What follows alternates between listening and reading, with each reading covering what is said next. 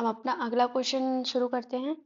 तो इसमें क्वेश्चन पूछा है कि मानोनेत्र का वह भाग जिसमें रक्त वाहिकाएं उपस्थित नहीं रहती हैं, तो वह हमारा कॉर्निया है।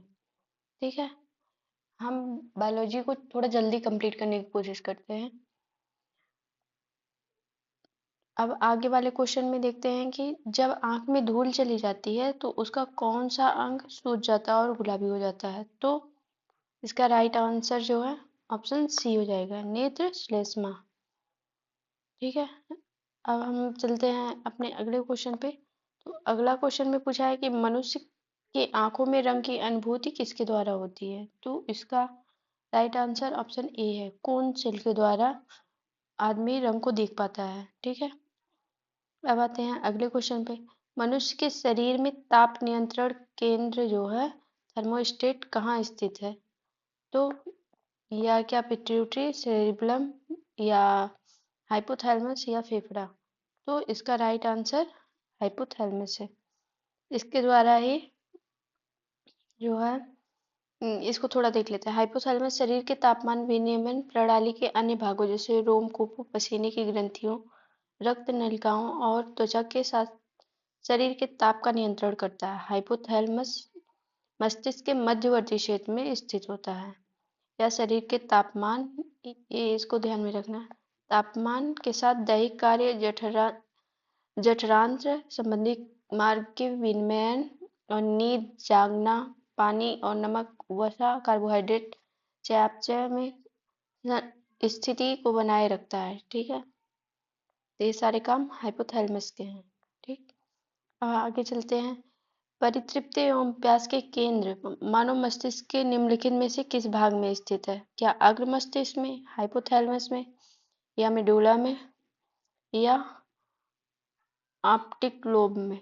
तो इसका राइट आंसर ऑप्शन बी हो जाएगा। अभी हम लोगों ने देखा हाइपोथैलेमस के बारे में। ठीक है, जैसे प्यास, जगना, सोना, इन सब के लिए जिम्मेदार कौन होता है। तो हमारा हाइपोथैलेमस होता है। ठीक है, अब आते हैं अपने अगले क्वेश्चन में। इसको भी थोड़ा देखते हैं। परितृप्ति एवं प्यास के केंद्र मानव मस्तिष्क के हाइपोथैलेमस भाग में अवस्थित है। ठीक है, और जो है ये सेरिब्रम चेतना शक्ति, बुद्धिमत्ता तथा स्मरण शक्ति का केंद्र है। तो सेरिब्रम का जो है काम ये होता है। अब आते हैं 151 पे। तो ईईजी जिस अंग की कार्यप्रणाली में प्रकट होती है वह है। तो किसमें होती है वह। क्या वह हृदय में होता है, मस्तिष्क में होता है, कान में होता है या यकृत में होता है। तो यह हृदय के लिए सॉरी मस्तिष्क के लिए, हृदय के लिए ईसीजी होता है। ईसीजी मतलब कार्डियोग्राफ। और इसका क्या होगा, इसका इलेक्ट्रोएन्सेफलोग्राम कहते हैं। किसको कहते हैं। तो मनुष्य मस्तिष्क की स्वतः विद्युत गतिविधियों को इलेक्ट्रोडों द्वारा रिकॉर्ड करने वाली प्रक्रिया को इलेक्ट्रोएन्सेफलोग्राम कहते हैं, ईईजी कहते हैं। ठीक है, इससे बिना जो है ये ईईजी प्रक्रिया जो है बिना मस्तिष्क को भेदे मस्तिष्क के विभिन्न रोगों का ज्ञान हो सकता है, जैसे मिर्गी, मस्तिष्क के संक्रामक रोग, मस्तिष्क के टीबी, मस्तिष्क का कैंसर या मस्तिष्क की कोई भी बीमारी के लिए हम ईईजी करवाते हैं। ठीक, अब आगे चलते हैं।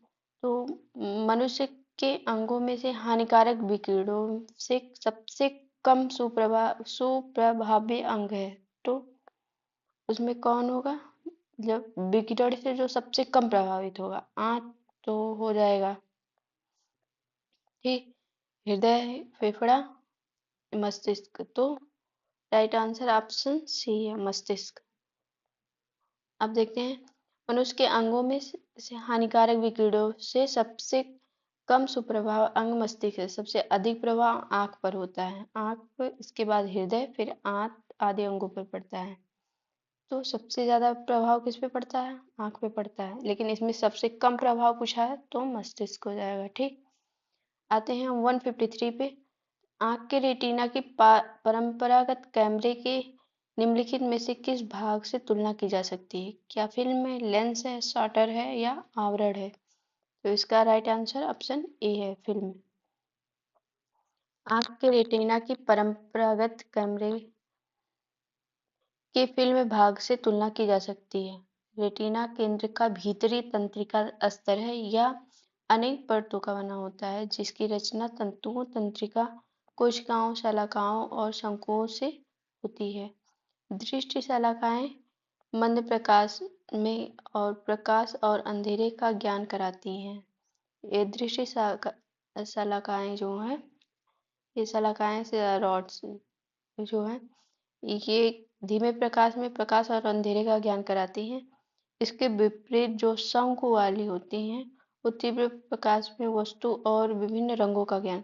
अच्छा, रॉड रॉड क्या करवाती है? तो रॉड जो है अंधेरे और उजाले का अनुभव कराती हैं, और जो शंकु वाला होता है वो रंग कलर की पहचान करवाती हैं। ठीक, हम चलते हैं आगे क्वेश्चन। तो 154 पे पूछा है, मनुष्य के अंग में कौन एक हानिकारक विकिरणों से सर्वाधिक सुप्रभावी है? अब सबसे ज्यादा कौन प्रभाव में आएगा उसके बारे में पूछा है। तो क्या आंख, हृदय, मस्तिष्क, फेफड़ा? तो इसमें राइट आंसर ऑप्शन ए है, आंख।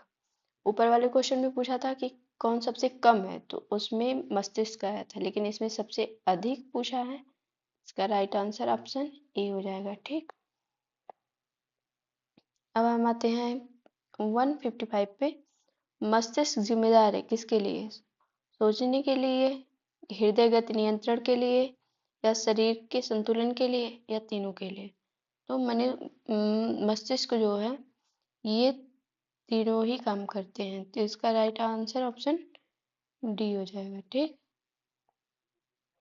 अब हम चलते हैं अपने अगले क्वेश्चन पे। अगला क्वेश्चन में दे रखा है, अच्छा थोड़ा मस्तिष्क के बारे में पढ़ लेते हैं। मस्तिष्क सोचने, हृदय गति नियंत्रण तथा शरीर के संतुलन तीनों क्रियाओं के लिए उत्तरदायी होता है, क्योंकि जो अंतःस्रावी ग्रंथियां शरीर की इन क्रियाओं का हार्मोनों द्वारा नियंत्रण करती हैं, इन सभी का नियंत्रण संदेश भेजने का कार्य मस्तिष्क करता है। मतलब उसको कैसे किस तरीके से प्रयोग करना है, इसका काम जो है मस्तिष्क करता है। ठीक है, अब आगे चलते हैं। मानव मस्तिष्क के बारे में निम्नलिखित कथनों में विचार कीजिए। तो दो कथन दिया गया है, कौन सही है इसको देखना। मस्तिष्क हृदय गति को नियंत्रित रखने के लिए उत्तरदायी है। अभी हम लोगों ने ऊपर ही पढ़ा कि मस्तिष्क का काम हृदय गति को नियंत्रित करना, ये सही है। या शरीर के संतुलन के लिए भी उत्तरदायी है, ये भी सही है। तो इसका राइट आंसर ऑप्शन सी हो जाएगा। ठीक, अब चलते हैं हम अपने अगले क्वेश्चन पे। अगला क्वेश्चन एक बार और मस्तिष्क को देखते हैं। मस्तिष्क मानव शरीर का केंद्रीय सूचना एवं प्रसारण अंग है। यह आदेश व नियंत्रण तंत्र की तरह कार्य करता है। यह ऐच्छिक गमन, शरीर के संतुलन, प्रमुख अनैच्छिक अंगों के कार्य, तापमान नियंत्रण, भूख एवं प्यास, परिवहन, हृदय गति का नियंत्रण तथा मानव व्यवहार को भी नियंत्रण में रखता है। यह देखने, सुनने, बोलने की प्रक्रिया, याददाश्त, कुशाग्रता, भावनाओं और विचारों का भी स्थल है। तो मस्तिष्क के अनेक सारे काम हैं। ठीक है, अब हम चलते हैं अपने अगले क्वेश्चन पे। तो लिखा है कि निम्नलिखित युगों में से कौन सा सुमेलित सही सुमेलित है। ठीक, इसमें से पूछा है कि सही कौन मिला हुआ है। तो चिकित्सा की शाखा है और मानव अंग के नाम। तो कार्डियोलॉजी, कार्डियोलॉजी में श्वसन तंत्र का, तो श्वसन का नहीं होता है। कार्डियोलॉजी में हृदय का होता है। गैस्ट्रोएंट्रोलॉजी, ये मूत्र का नहीं होता है। गैस्ट्रो से कुछ जो गैसेस की बात चल रही है, बट ये मूत्र से संबंधित नहीं होगा।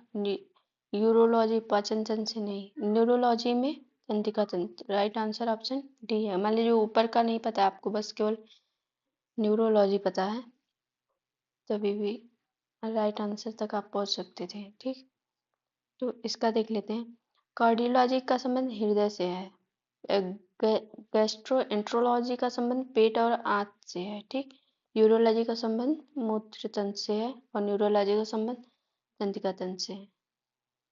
ठीक, तो ये यहाँ पे न्यूरो यूरोलॉजी का इसमें दे रखा, गैस्ट्रोलॉजी का पाचन तंत्र से हो जाएगा, मतलब पेट और आंत से संबंधित, और कार्डियोलॉजी से हृदय वाला हो जाएगा। ठीक, अब हम चलते हैं अपने अगले टॉपिक पे। इस टॉपिक से बस इतने ही सवाल किए गए थे। अब हम अगला देखते हैं। तो अगला है कंकाल तंत्र। ठीक है, स्केलेटन सिस्टम। मनुष्य में मांसपेशियों में थकावट किसके जमा हो जाने के कारण होती है? क्या वो लैक्टिक अम्ल है, पायरुविक अम्ल, ऑक्जेलिक अम्ल या यूरिक अम्ल? तो राइट आंसर ऑप्शन ए है, लैक्टिक अम्ल। लैक्टिक अम्ल के कारण जो पेशियों में संकुचन नहीं हो पाता है, इससे थकावट भी होने लगती है, और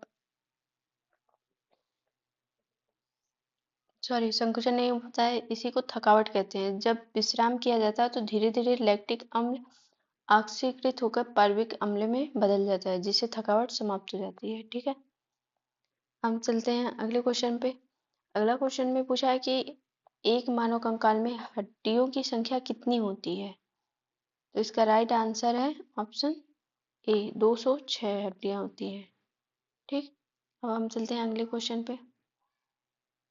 इसको देख लीजिए, शिशु अवस्था में कितनी हड्डियां होती हैं? तो जब बच्चा छोटा होता है तब 600 होती हैं, लेकिन फिर जैसे जैसे मनुष्य जो वयस्क की तरफ बढ़ता है, बच्चा वयस्क की तरफ बढ़ता है, तब 206 हड्डियां होती हैं। ठीक है, अब आते हैं अगले क्वेश्चन में। स्टेपीज नाम है किस चीज का? ऊतक का, या वैज्ञानिक का, अस्थि का, या जानवर का? तो ये अस्थि का नाम है, सबसे छोटी हड्डी का नाम है स्टेपीज। ये कान के बीच में पाया जाता है। तो राइट आंसर हमारा सी हो जाएगा। ठीक, अब आते हैं अगले क्वेश्चन पे। निम्नलिखित पदार्थों में से किसकी आवश्यकता शरीर में अस्थि के निर्माण के लिए नहीं होती है? ठीक, तो देखते हैं। कैल्शियम की होती है, फास्फोरस की भी होती है, विटामिन डी की। हड्डियों को मजबूत रखने के लिए लोग कहते हैं कि धूप में बैठो, लेकिन ये सोडियम, इसकी आवश्यकता नहीं होती है। अब इसमें देख लेते हैं। सोडियम की आवश्यकता शरीर में अस्थि के निर्माण के लिए नहीं होती है। शरीर में स्वस्थ अस्थियों के निर्माण एवं विकास हेतु तत्वों में calcium, phosphorus, vitamin D, magnesium आदि प्रमुख हैं। ठीक है, तो मैग्नीशियम है बट सोडियम उसमें नहीं है। राइट आंसर ऑप्शन डी होगा। ठीक, अब आते हैं 162 क्वेश्चन पे।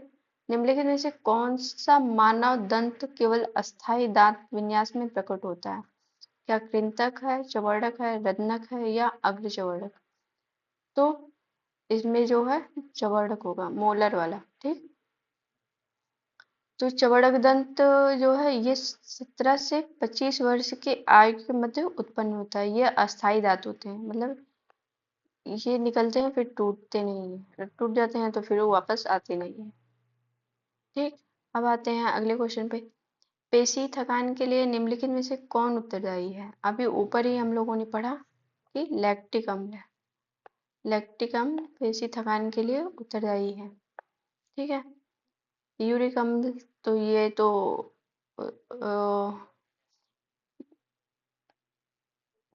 यूरिन में पाया जाता है।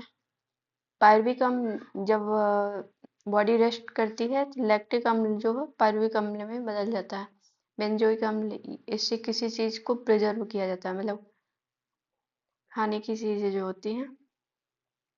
ठीक है, अब हम चलते हैं अगले क्वेश्चन पे।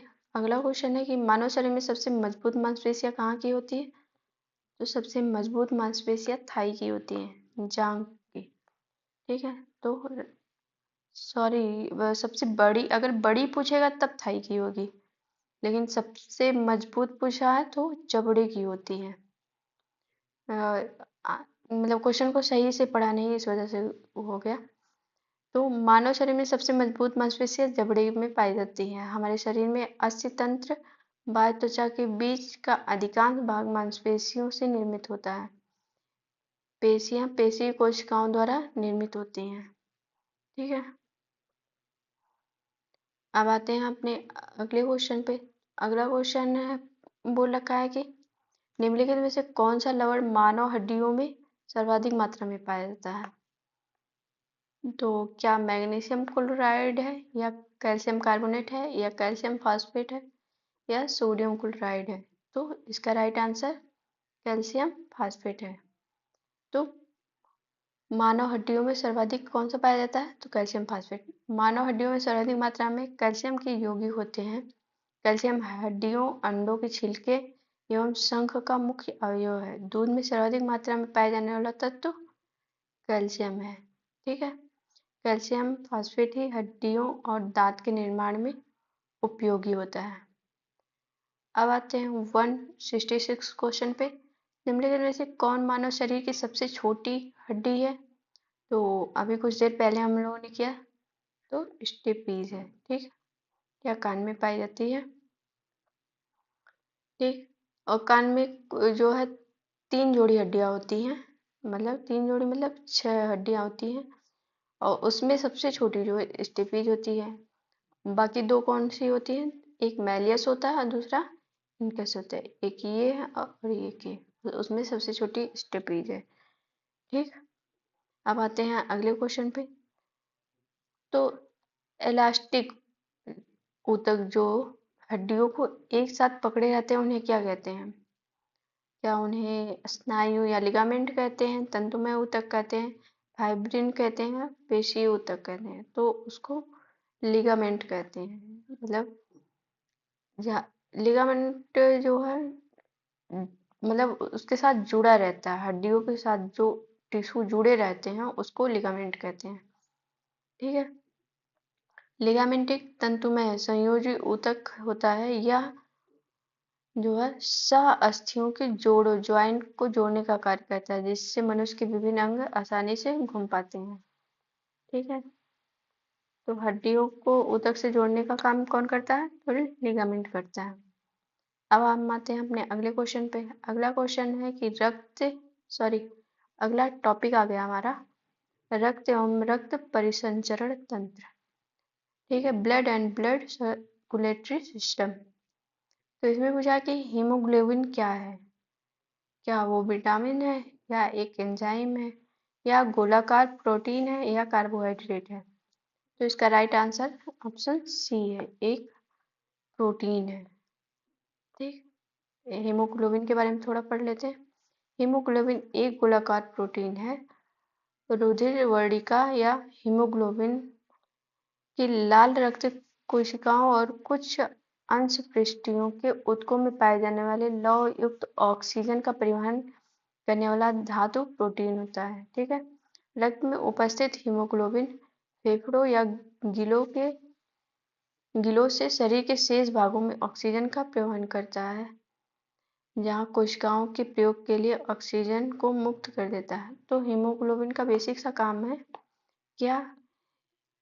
एक जगह से दूसरी जगह को ले जाता है, ऑक्सीजन को एक जगह से दूसरी जगह को ले जाता है। ठीक है, तो कोशिकाओं में ऑक्सीजन का परिवहन कौन करता है? तो हीमोग्लोबिन करता है।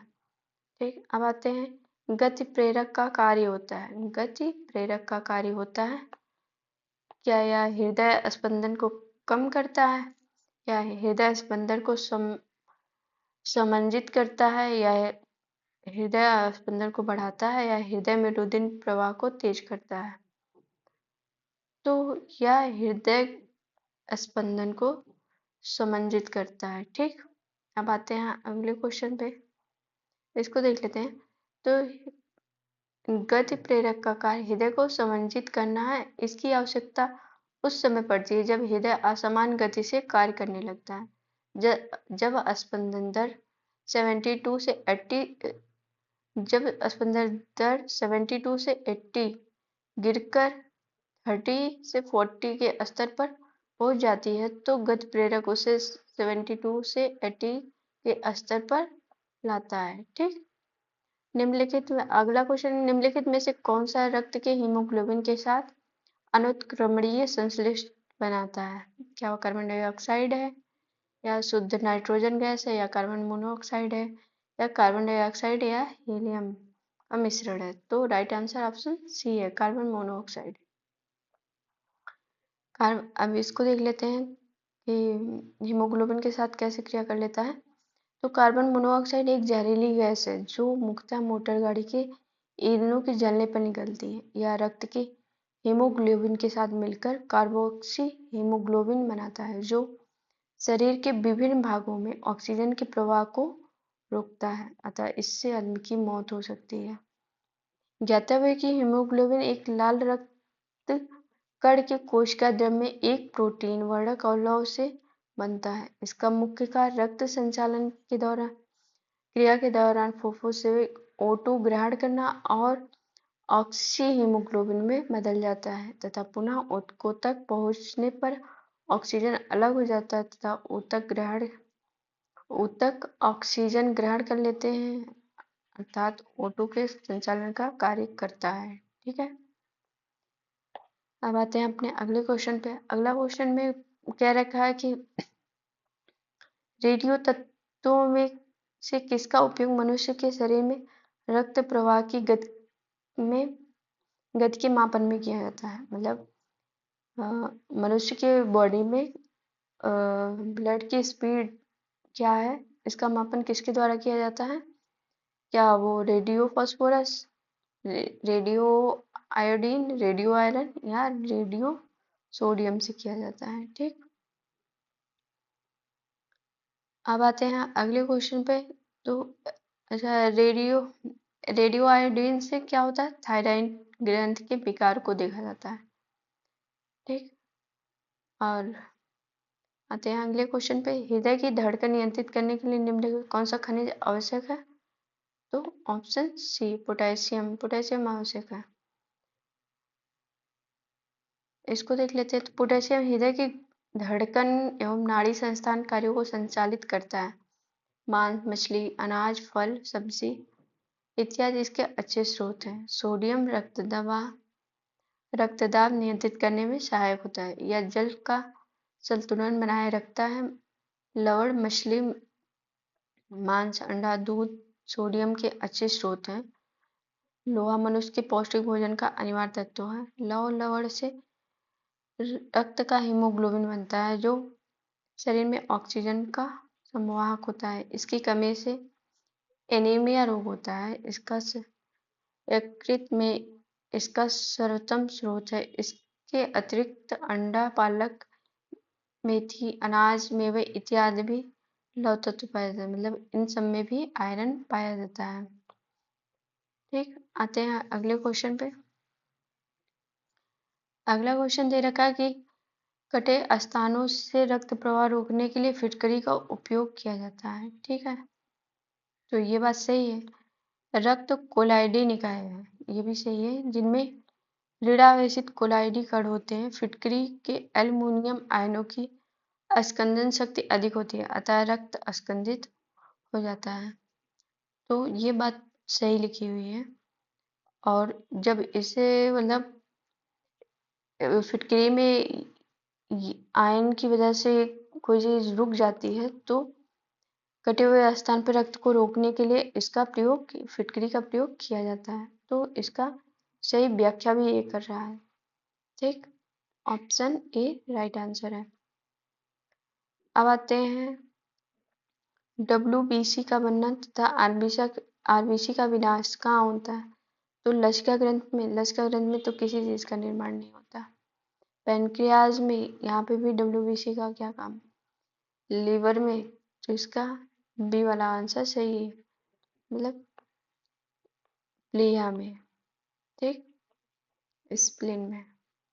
तो आरबीसी का जीवन काल 120 दिन का होता है। इसके बाद प्लीहा में इसका विनाश हो जाता है। श्वेत रक्त कण का व्हाइट ब्लड कार्पसेल्स का आकार एवं रचना में यह अमीबा के समान होता है। इसका निर्माण अस्थि मज्जा मतलब बोन मैरो में, लिम्फ नोड और कभी कभी यकृत में प्लीहा में होता है, जिसका जीवन काल 3 से 7 दिन का होता है।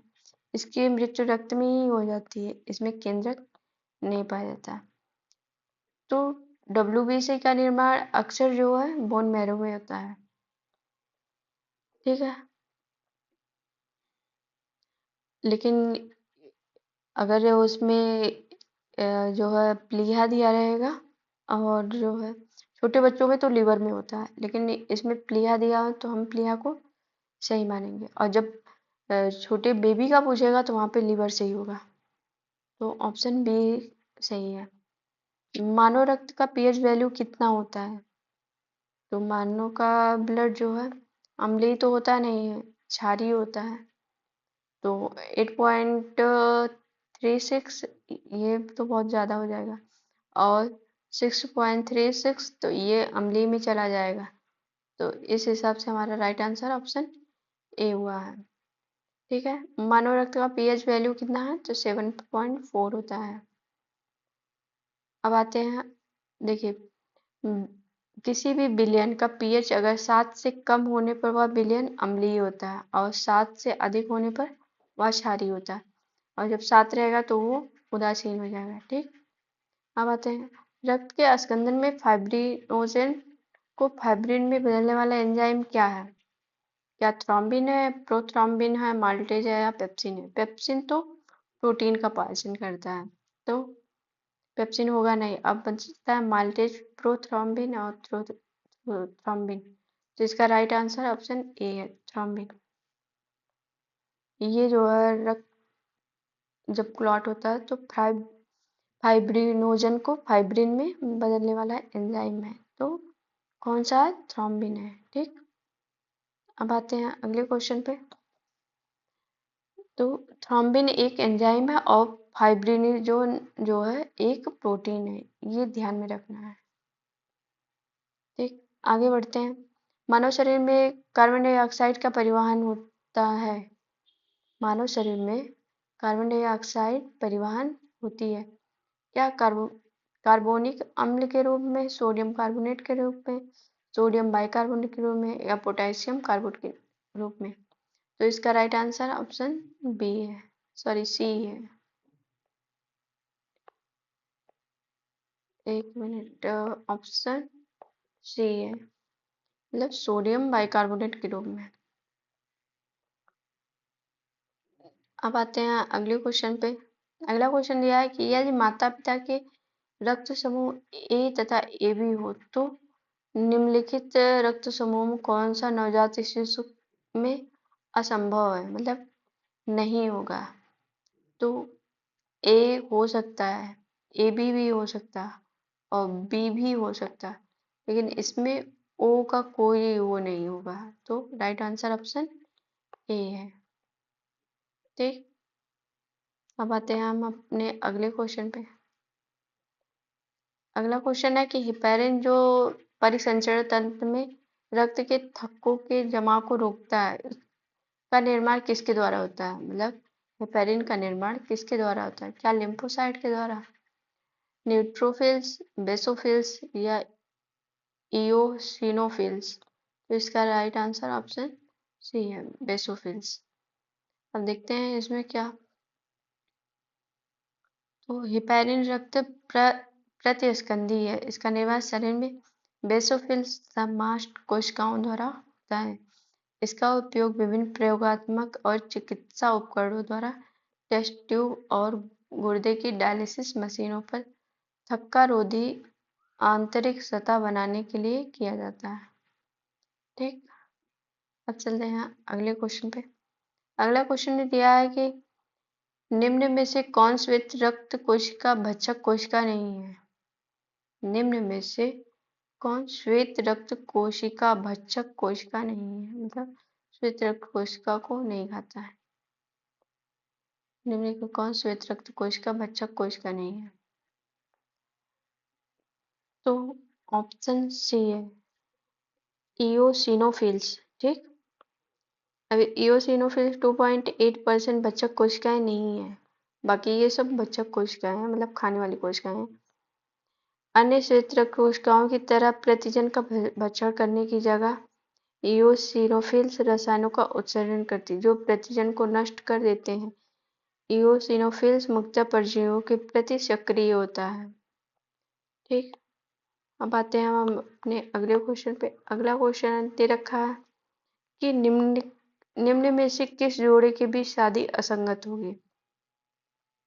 क्या आर एच प्लस पुरुष है तो आर एच प्लस स्त्री होनी चाहिए, या आर एच नेगेटिव पुरुष है तो आर एच प्लस स्त्री होनी चाहिए, या आर एच पुरुष है तो आर एच नेगेटिव स्त्री। इसमें राइट आंसर जो है ऑप्शन डी है, मतलब पुरुष का ब्लड जो है आर एच पॉजिटिव होना चाहिए और स्त्री का आर एच नेगेटिव। ठीक, अब ये क्यों होता है इसको देखते हैं।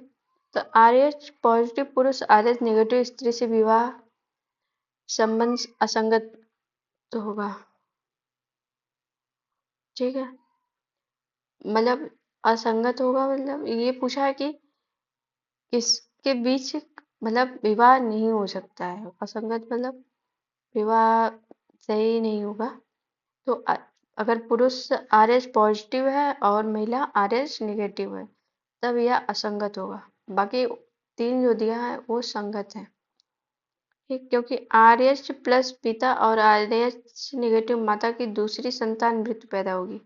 इसमें क्या होता है कि अगर पुरुष आर एच पॉजिटिव है और महिला आर एच नेगेटिव है, इसमें इनकी पहली संतान तो नॉर्मल होगी लेकिन दूसरी वाली संतान जो है वो नॉर्मल नहीं होगी, मतलब वो वो सरवाइव नहीं कर पाएगी, मतलब उसका ब्लड जो है जम जाएगा।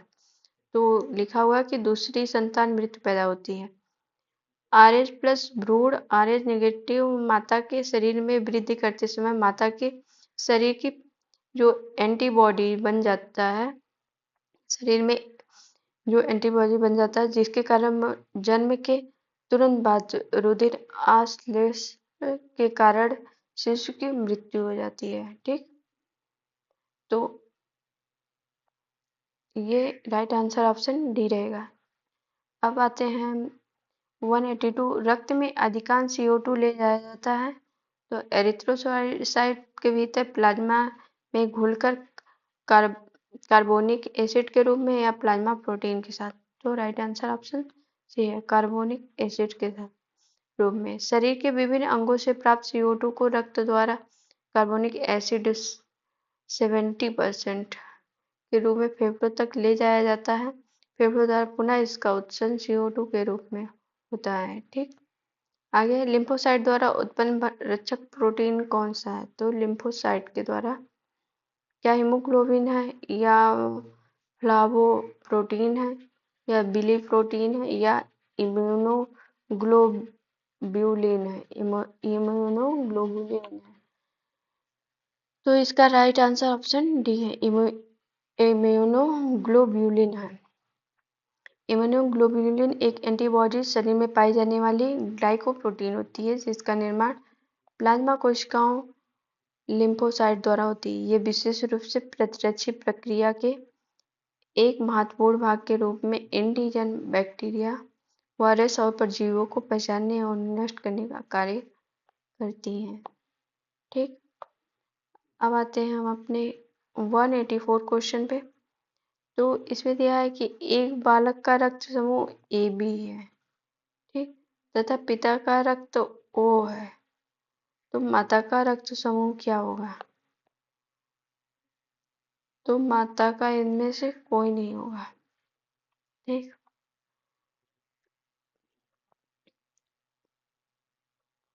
आते हैं इसमें देखिए, बालक का रक्त समूह AB, पिता का रक्त समूह O, तो माता का रक्त समूह A और B दोनों हो सकता है। ठीक है, क्योंकि बच्चे का जो है ब्लड ग्रुप जो है A और B नहीं AB है, तो माता का या तो A हो सकता है या तो B हो सकता है।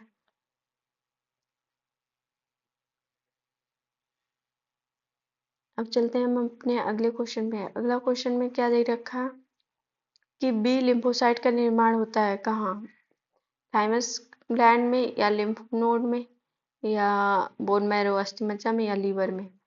तो राइट आंसर हमारा सी है, बोन मैरो में होता है, अस्थि मज्जा में। बी लिम्फोसाइट को कांस्टेबल ट्रैफिक पुलिस कहा जाता है। यह अस्थि मज्जा बनता है और ह्यूमरल को प्रतिरक्षा प्रदान करता है, मनुष्य को प्रतिरक्षा प्रदान। एक सामान्य 70 kg भार वाले वयस्क मनुष्य में रक्त की कुल मात्रा लगभग होगी कितनी। तो 5000 ml। ठीक है, राइट आंसर ऑप्शन बी है। लगभग सारे लोग कहते हैं 5 लीटर के करीब। अब आते हैं अगला क्वेश्चन कि रुधिर वर्णिका हीमोग्लोबिन में जो धातु होती है वह होती है क्या? तो मैग्नीशियम होती है, तांबा होती है, या जस्ता या लोहा। तो हीमोग्लोबिन में कौन सी धातु होती है? तो वह आयरन होती है, लोहा। ठीक है, रुधिर वर्णिका हीमोग्लोबिन में उपलब्ध लाल कण जिसमें लोहा होता है वह ऑक्सीजन का वहन करते हैं या हीमोग्लोबिन एक धातु प्रोटीन है। अब आते हैं अगले क्वेश्चन। रक्त में शर्करा का स्तर सामान्यतः प्रदर्शित किया जाता है इसे MM/Hg के रूप में, मिलीग्राम प्रति डेसीलीटर के रूप में, पार्ट्स ऑफ मिलियन के रूप में, ग्राम प्रति लीटर के रूप में। तो ये डेसीलीटर के रूप में व्यक्त किया जाता है। ठीक, रक्त में शर्करा का सामान्यतः मिलीग्राम प्रति डेसीलीटर के रूप में प्रदर्शित किया जाता है। सामान्यतः स्वस्थ व्यक्ति के शरीर के ग्लूकोज की मात्रा 80 से 100 मिलीग्राम पर डेसीलीटर के बीच होता है। ठीक, अगला क्वेश्चन है कि निम्नलिखित में से किस प्राकृतिक पदार्थ में लौह विद्यमान होता है, मतलब किसमें आयरन विद्यमान होता है? क्या क्लोरोफिल, कोलेजन, केराटिन या मायोग्लोबिन। तो राइट आंसर ऑप्शन डी है, मायोग्लोबिन। इसमें दिया प्राकृतिक पदार्थ मायोग्लोबिन में आयरन विद्यमान रहता है। कशेरुक प्राणियों में श्वसन क्रिया के अंतर्गत ऑक्सीजन गैस फेफड़े में विनिमय कर गैस श्वसन क्रिया के अंतर्गत ऑक्सीजन गैस फेफड़े में प्रवेश करती है जहां ऑक्सीजन का आंशिक दाब तुलनात्मक रूप से अधिक होता है। यहाँ हीमोग्लोबिन ऑक्सीजन से बंधित होकर ऑक्सी हीमोग्लोबिन बनाता है जो ऊतकों में जाकर के इस ऑक्सीजन को मायोग्लोबिन में स्थानांतरित कर देता है। ठीक, अब आते हैं 190 क्वेश्चन। हीमोग्लोबिन के संबंध में निम्न कौन सा कथन सही नहीं है? तो यह लाल रंग का होता है और यह फेफड़े से कोशिकाओं तक ऑक्सीजन का वहन करता है। भी या कुछ अम्लीय होता है, यह गलत है। अम्लीय नहीं, क्षारीय होता है। या ऊतकों से फेफड़ों तक कार्बन डाइऑक्साइड को पहुंचाता है। तो हमारा राइट आंसर ऑप्शन सी है, क्योंकि पूछा नहीं होता है। तो राइट आंसर सी है। आरएस कारक की खोज किसने की थी? लैंडस्टेनर ने, हेक्सले ने, या वीनर ने, या लैंडस्टेनर व वीनर ने। तो राइट आंसर ऑप्शन डी है, लैंडस्टेनर व वीनर ने किया था। लैंडस्टेनर व वीनर ने रीसस बंदर के रक्त में एक विशेष प्रकार के प्रोटीन की खोज की जिसे आरएस फैक्टर कहा जाता है। वह लाल रक्त कोशिकाओं की सतह पर पाए जाने वाले एक प्रोटीन है। यदि रक्त में यह प्रोटीन है तो आरएस पॉजिटिव होगा और यदि प्रोटीन में नहीं है तो नेगेटिव होगा। रक्त समूह की खोज किसने की थी? तो कार्ल लैंडस्टेनर ने किया था। ठीक, अब आते हैं इसमें देखिए कुछ दिया है और अलेक्जेंडर फ्लेमिंग ने किसका किया था? तो पेनिसिलिन का किया था। ठीक, अब विलियम हार्वे ने किया था तो रक्त परिसंचरण तंत्र का, और रॉबर्ट कॉच ने किया था टीबी के जीवाणु का। ठीक, आगे बढ़ते हैं। एक मनुष्य दुर्घटनाग्रस्त हो जाता है और उसे रक्तदान की आवश्यकता होती है, किंतु उसके रक्त समूह का परीक्षण करने का समय नहीं है। निम्नलिखित में से कौन सा रक्त उसे दिया जा सकता है? तो उसे ओ नेगेटिव दिया जा सकता है। यदि आरएच पॉजिटिव व्यक्ति का रक्त आरएच नेगेटिव व्यक्ति को दिया जाए तो आरएच नेगेटिव वाले व्यक्ति के शरीर में एंटीबॉडीज का निर्माण कर सकता है जिससे उसकी मृत्यु हो सकती है। अतः एक मनुष्य संकट दुर्घटनाग्रस्त हो जाता है तो उसे रक्तदान की आवश्यकता होती है, किंतु उसे रक्त समूह का परीक्षण करने का समय नहीं है तो उसे ओ नेगेटिव रक्त दिया जा सकता है। ठीक, अब आते हैं अगले क्वेश्चन पे। AB रक्त वाले व्यक्ति को कभी-कभी सर्वाधिक रक्तग्राही कहा जाता है, क्योंकि उसमें एंटीबॉडीज का अभाव होता है। AB में कोई एंटीबॉडीज नहीं होता। ऑप्शन देख लेते हैं। रक्त समूह AB के व्यक्तियों में A और B दोनों प्रतिजन होते हैं। इनमें कोई एंटीबॉडीज नहीं पाया होता है, अतः AB रक्त समूह के व्यक्तियों को AB और O में से किसी भी ब्लड ले सकता है। ठीक, अब आते हैं 195। मानव रक्तदान के लिए कौन सा रक्त समूह सर्वाधिक देता है? यूनिवर्सल डोनर होता है तो O होता है। मनुष्य समूह O को सर्वाधिक दाता और रक्त समूह AB को सर्वाधिक कहा जाता है। रक्त समूह O में कोई प्रतिजन नहीं होता, अतः इसका रुधिर सभी वर्ग के व्यक्तियों को चढ़ाया जा सकता है। रक्त समूहों की खोज कार्ल लैंड-स्टीनर ने की थी। इनका जन्म 14 जून 1868 में वियना में हुआ था। ठीक, हृदय कब आराम करता है? कभी नहीं, गलत। दो धड़कनों के बीच सोते समय, यौगिक आसन करते समय, तो दो धड़कनों के बीच में हृदय आराम करता है। ठीक, अब आते हैं अगले क्वेश्चन पे। निम्नलिखित में कौन अल्पता से संबंध है? तो ऑप्शन बी है, निम्न रक्तचाप। तो निम्न रक्तचाप क्या होता है? Low blood pressure. इसमें हृदय की संकुचन संख्या और तीव्रता दोनों में कमी आ जाती है, धमनियां फैल जाती हैं और रक्त की कमी आ जाती है। यही कारण है कि रक्त का दाब कम हो जाता है। पर पोटेशियम की कमी, लौह अंश और हीमोग्लोबिन की कमी से रक्त अल्पता रोग हो जाता है। जोड़ों का दर्द, लैक्टिक अम्ल की जमाव।